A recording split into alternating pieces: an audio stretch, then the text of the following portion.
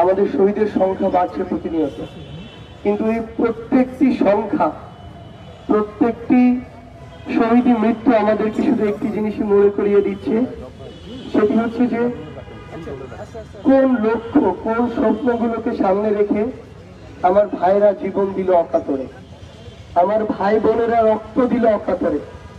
আমরা যেন আমাদের জায়গা থেকে সেই স্বপ্নগুলোর সাথে বিন্দু মাত্র বিশ্বাসঘাতকতা কেউ না করি, আমরা যেন আমাদের দায়িত্বগুলো থেকে বিন্দু মাত্র বিচ্যুত না হই।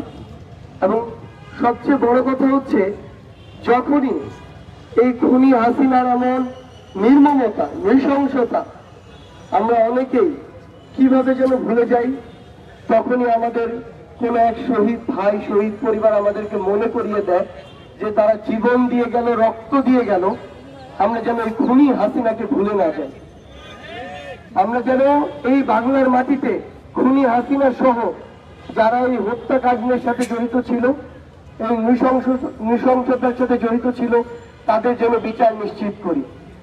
আমরা কোনো শহীদের পরিবারকে তার সন্তান, স্বামী, বাবা, মা, বোন কাউকেই ফিরিয়ে দিতে পারবো না, কিন্তু আমরা যেন আমার এক শহীদ পরিবারকে অন্তত এটুকু বলতে পারি যে যেই খুনিরা আমার ভাইদেরকে এভাবে শহীদ করেছে, সেই খুনিদের বিচারে বাংলার মাটিতে হয়েছে। আমরা যেন খুনি হাসিনা কিভাবে নির্মমতা চালিয়েছে বিগত 16 বছর এবং বিগত অভ্যুত্থানের সময়, দয়া করে আমরা যেন এটি ভুলে না যাই।